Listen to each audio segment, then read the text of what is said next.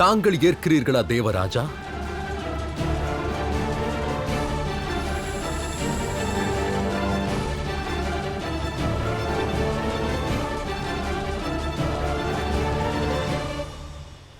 அவ்வாறெனில் மந்தனத்திற்கான தங்கள் இடத்தை தேர்ந்தெடுத்துக் கொள்ளுங்கள்.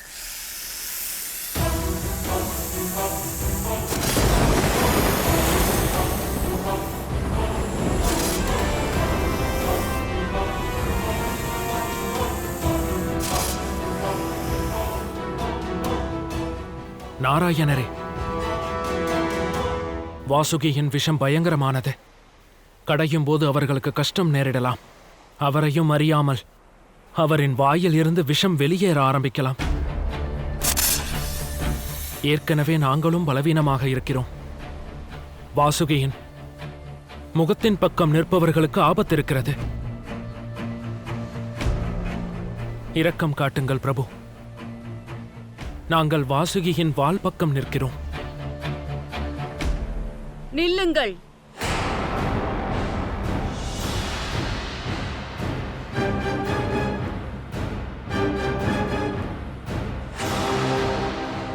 அவர்கள் ஏதோ சதித்திட்டத்தை தீட்டுகிறார்கள்.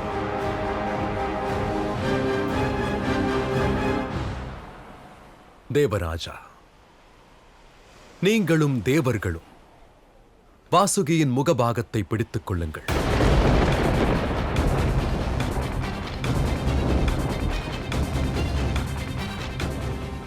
அதோடு அசுரர்கள் வால் பாகத்தை பிடித்துக் கொள்ளட்டும். இதுவே உச்சிதம்.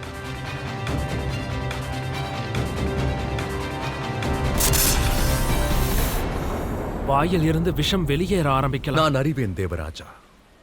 தங்கள் தாய் அதித்தி அசுரமாதா தித்தியை விட மூத்தவர். அதனால் தாங்களே மூத்தவர். அதோடு பாம்பின் முகமானது தகுதியிலும் உயர்ந்து நிற்கிறது. அதனால் தேவர்கள் முகத்தின் பக்கமே நிற்க வேண்டும். அதோடு அசுரர்கள் வால் பாகத்தை பிடிக்க வேண்டும். பாரபட்சம் பார்க்காதீர்கள் நாராயணா. பிறப்பால் யாருக்கும் பெருமை கிடைக்காது. இந்த நேரத்தில் அசுரர்களிடம் தேவலோகம் உள்ளது, சொர்க்கம் உள்ளது, சக்தி உள்ளது. நாங்கள் அசுரர்கள் உயர்ந்தவர்கள். ஆம் நாராயணரே, நீங்கள் வாக்கு கொடுத்துள்ளீர்கள். இந்த விஷயத்தில் எந்த பாரபட்சமும் பார்க்க மாட்டேன் என்று கூறினீர்கள். நீங்கள் தைரியமாக இருங்கள். நான் இருக்கும் வரை அசுரர்களை இவர்களால் ஏமாற்ற முடியாது. ஆமாம், அதனால் வாசுகியின் முகப்பகுதியை நாங்கள் அசுரர்கள் பிடிப்போம். அப்பொழுதுதான் உலகிற்கு எங்கள் மகத்துவம் தெரியும். பலி.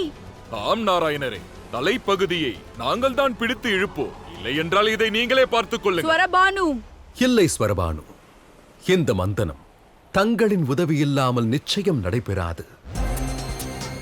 யார் எங்கு பிடித்தால் என்ன, நாம் அடையப் போவதுதானே முக்கியம். தேவேந்திரா, நீங்களும் தேவர்களும் வாசுகியின் வால் பக்கம் சென்று விடுங்கள். அதோடு அசுரர்களே, செல்லுங்கள், வாசுகியின் முகத்தை பிடித்துக் கொள்ளுங்கள்.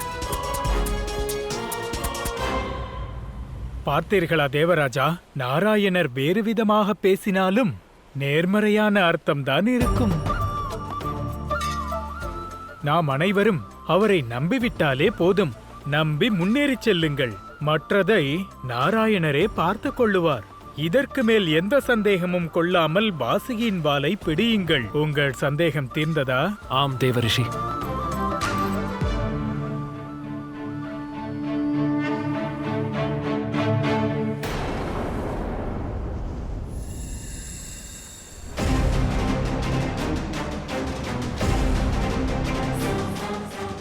உங்கள் லீலையை தொடங்கிவிட்டீர்கள்.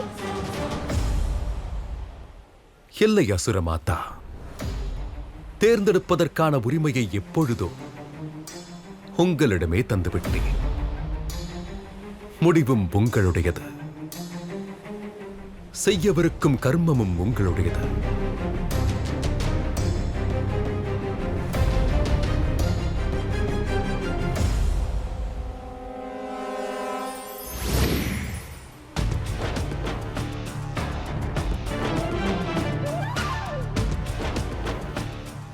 உலக நலனிற்காக தங்கள் அனைவருடைய ஒத்துழைப்பில் சமுத்திர மந்தனத்தை தொடங்கிவிடலாம்.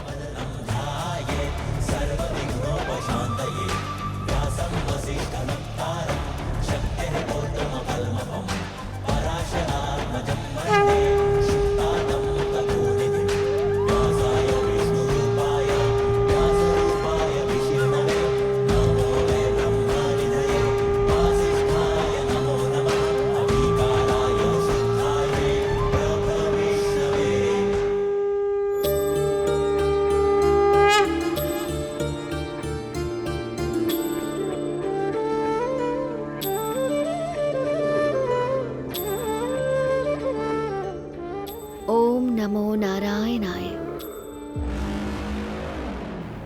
ஓம் நமோ நாராயணாய. அரைகுறையாக நடக்கும் வேலைக்கு இப்பொழுதே வெற்றியை கொண்டாட தேவையில்லை. இன்னும் கடலை கடைய ஆரம்பிக்கவே இல்லை. அதோடு இது ஒருபோதும் நடக்கப் போவதும் இல்லை. உன்னுடைய நாராயணரால் ஜெயிக்கவே முடியாது. நிறுத்துங்கள் தந்தையாரே. எதையும் கூற வேண்டாம்.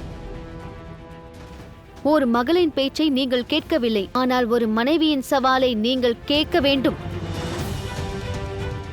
பிடிவாதத்தை விட்டு தள்ளுங்கள். இல்லையென்றால் உலக நன்மைக்காக மொத்த சாதனமும் அழிந்து போய்விடும். மொத்தமும் அழிந்து போய்விடும். மொத்தமும் அழிந்து போய்விடும். அழியும் என்றால் அழிந்து போகட்டும். ஆனால் ஒருபோதும் நாராயணன் முன் தலை குனிய மாட்டேன். என்னுடைய அலையின் வேகத்தால் தேவர்கள் மற்றும் அசுரர்களின் மனோபலத்தை பறிக்கத்தான் போகிறேன்.